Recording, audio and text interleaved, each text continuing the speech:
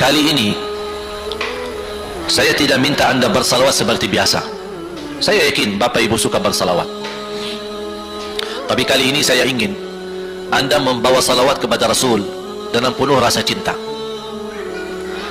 Demi Allah jamaah sekalian, tidak ada di antara kita yang bisa dan mampu membalas kebaikan Nabi Muhammad untuk kita semua. Salawat kepada Nabi Muhammad, satu kali salawat kita dapat 10 kali rahmat. Ini baru satu kali, dapat 10 kali rahmat. Nabi Muhammad menjadi Nabi kebanggaan kita, rahmatan lil alamin. Termulia akhlaknya, yang paling mulia akhlaknya terhadap istrinya, itulah Nabi Muhammad sallallahu alaihi wasallam. Setiap malam saya suka minta maaf sama istri saya. Saya sampaikan, mohon maaf, saya belum mampu menjadi semulia akhlak Nabi Muhammad sallallahu alaihi wasallam. Yang termulia akhlaknya terhadap istrinya Nabi Muhammad. Makanya kata Rasulullah di hadis yang sahih, ahsanun nasi akhlaqan ahsanukum li ahli. Yang paling laki-laki yang termulia adalah laki-laki yang termulia akhlaknya terhadap istrinya. Dan Rasul juga bersabda, dan akulah yang termulia terhadap istri-istriku. Nabi Muhammad itu bukan hanya dengan salawat kita dapat 10 kali rahmat, tapi kita dengan bersalawat kepada beliau dijamin kita dapat syafaat beliau di hari kiamat. Bahasa syafaat yang kita semua sudah tahu, semua berkeinginan mendapatkan syafaat, dan semua berdoa mengharapkan syafaat Nabi Muhammad sallallahu alaihi wasallam. Tapi Bapak Ibu belum tahu sejauh mana kemuliaan syafaat yang kita tunggu yang diberi nanti oleh Rasulullah SAW. Syafaat Nabi Muhammad sallallahu alaihi wasallam adalah langkah yang kita harapkan, bukan hanya umat Islam, bahkan seluruh umat, Yahudi, Nasrani, Buddha, Hindu, seluruh manusia di hari kiamat mengharapkan syafaatnya yang disebut dalam hadis asy-syafa'atul kubra, syafaat yang paling agung yang Allah izinkan Nabi Muhammad untuk diberi kepada seluruh manusia, yang Islam maupun yang tidak Islam. Karena di saat hari kiamat seluruh makhluk Allah Subhanahu wa taala, seluruh manusia, bahkan bangsa jin, semuanya berdiri habis dibangkit oleh Allah Subhanahu wa taala, semuanya berdiri di hadapan Allah menunggu hisab dimulai lebih dari 50.000 tahun. Bisa enggak terbayang berdiri berapa lama? 50.000 tahun. Dan semuanya keadaan laki dan perempuan sebagaimana baru dilahirkan.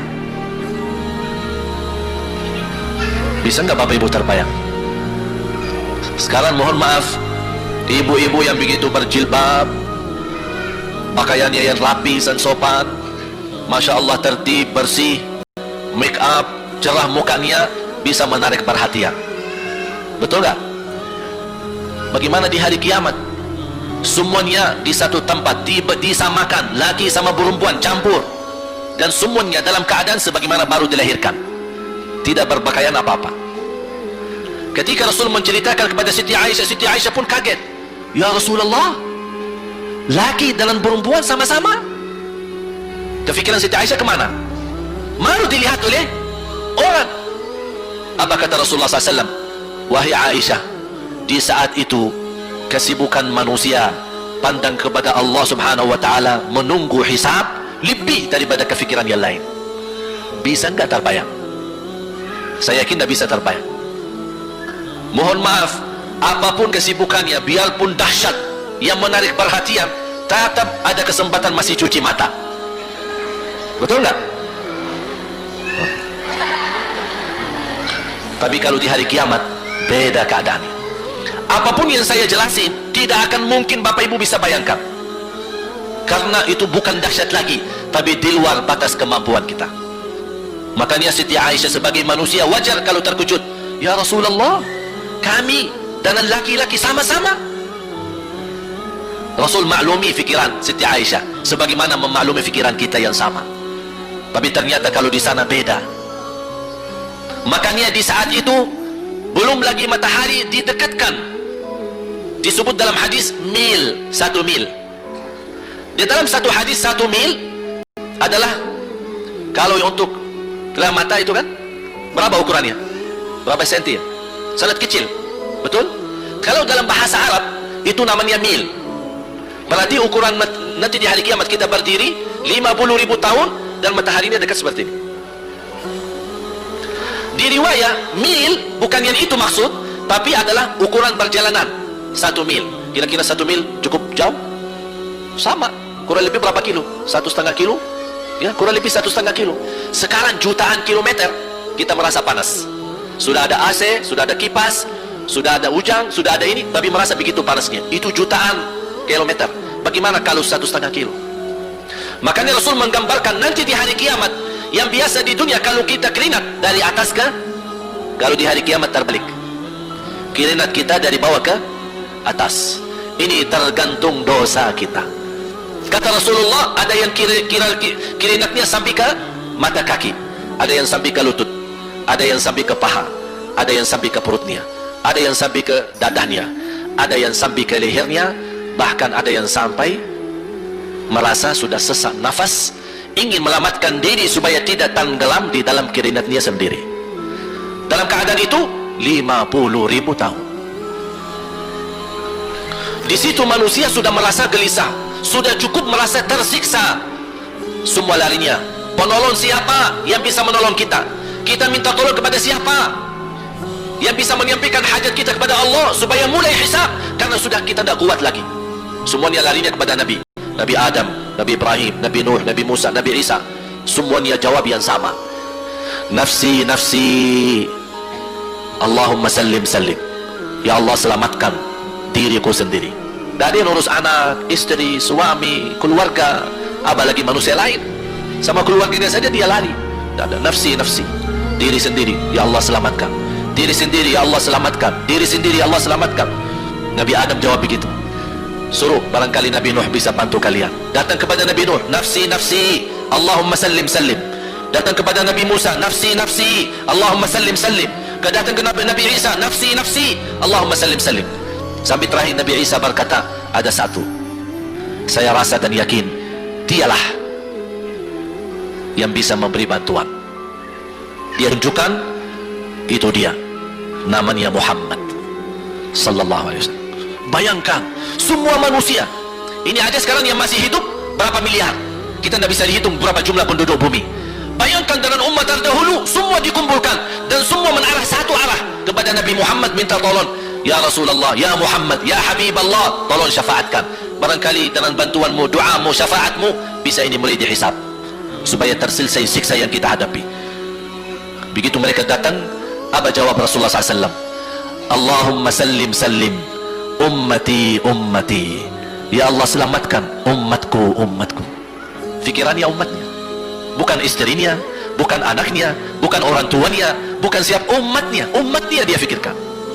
Kemudian dia sujud di hadapan Allah Subhanahu wa ta'ala. Kata Rasulullah, di saat itu aku bersujud, Allah gerakkan lidahku untuk memuji Allah dengan kata-kata pujian yang tidak pernah makhluk pun sebelumnya sebutkan pujian itu. Artinya pujian yang Allah anugerahkan untuk Nabi Muhammad, sebelumnya tidak ada satu makhluk pun yang bisa mengucapkan, hanya Nabi Muhammad, dan hanya di saat dia sujud di hadapan Allah di hari kiamat. Allah biarkan beberapa lama, habis itu Allah berkata, ya Muhammad, irfa' ra'sak, wasal tu'ta, wasfa' tushaffa'. Ya Muhammad, angkatlah kepalamu dan silahkan minta apapun, aku berikan. Silahkan beri syafaat kepada siapapun, aku terima syafaatmu. Langsung dia berkata, ya Allah, kasihan manusia, mohon segera dihisab. Baru mulai dihisab, turun kitab-kitab. Ada yang mengambil kitabnya dengan tangan yang kanan, itulah bahagia. Ada yang mengambil kitabnya dengan tangan kiri, dia berusaha sembunyikan tangan kirinya karena dia malu kalau kitabnya diterima dengan tangan kiri. Dia sembunyikan tangannya yang kiri ke belakang, larinya buku amalannya ke belakang dan langsung nempel di tangannya. Tidak ada yang bisa lari di hari itu. Semua amalan, buku amalannya dibuka oleh Allah.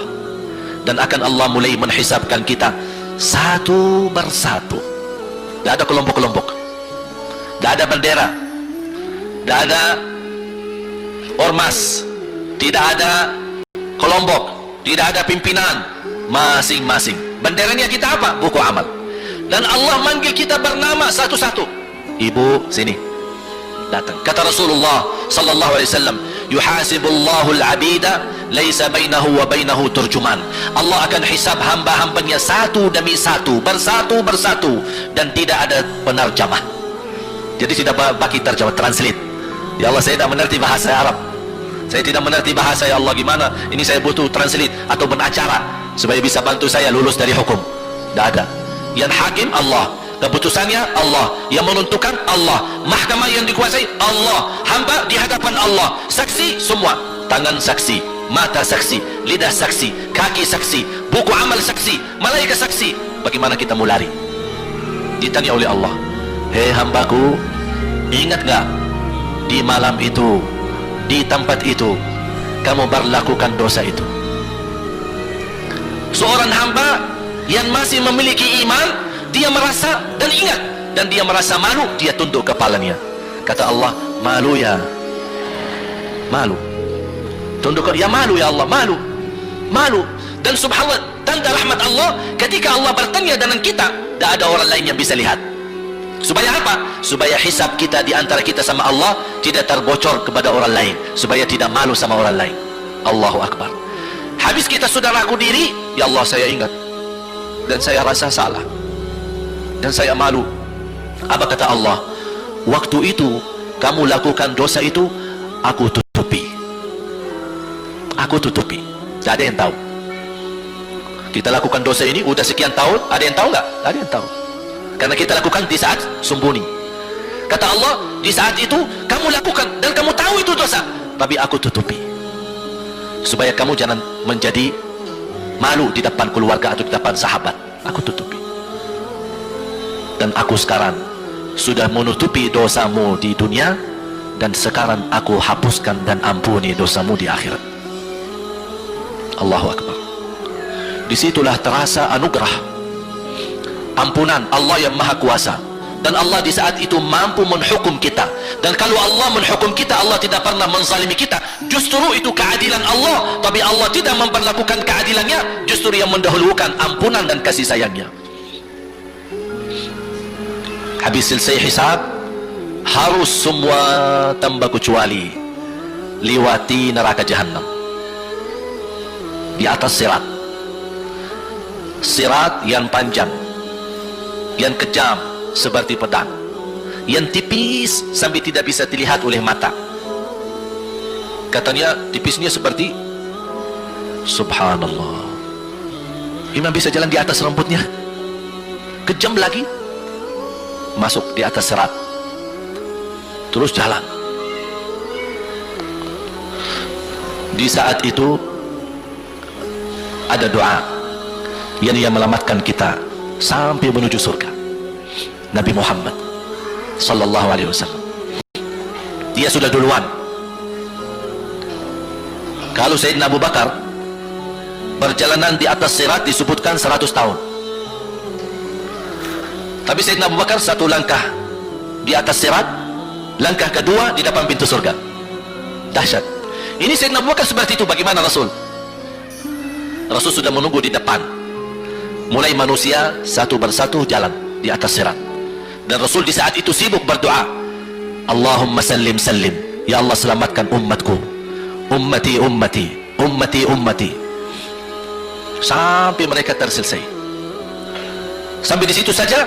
Sebelum masuk surga ada berita gembira untuk umatnya Nabi Muhammad SAW.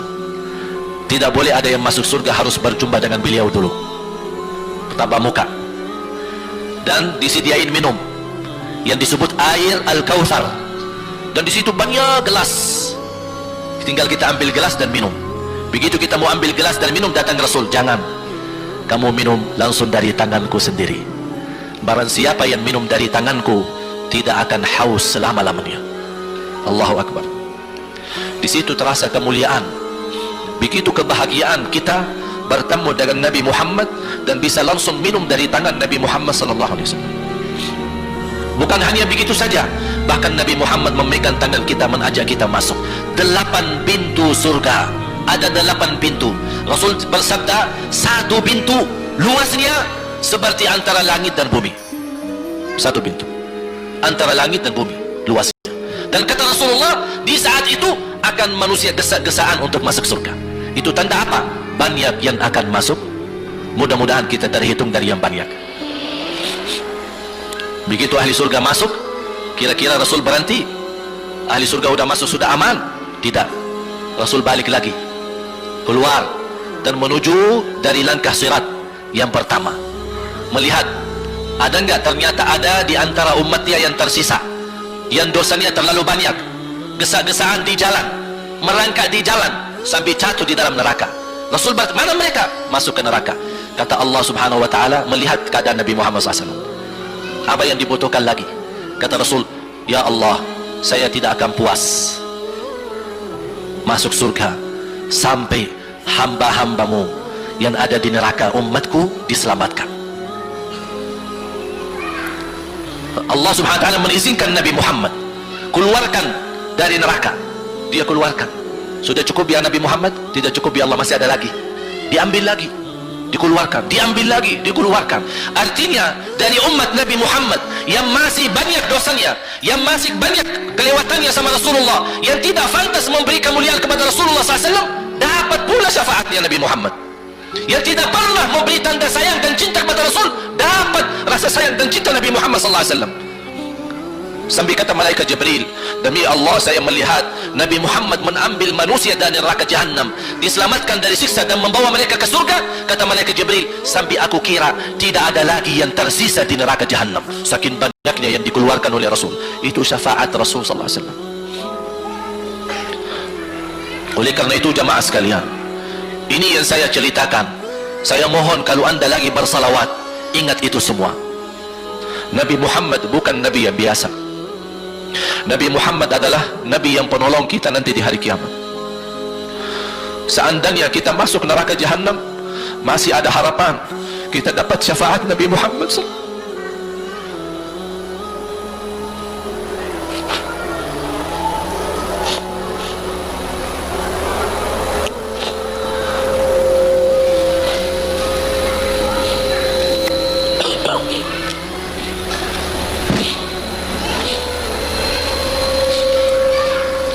Yang masuk neraka saja dapat syafaat Rasul. Jadi sejauh mana kita bisa mencintai beliau, sejauh mana kita minat mempelajari kehidupan beliau, sejauh mana kita mengenal sunnah-sunnah beliau. Di zaman ini, umat yang paling bodoh terhadap beliau kita, umat Islam.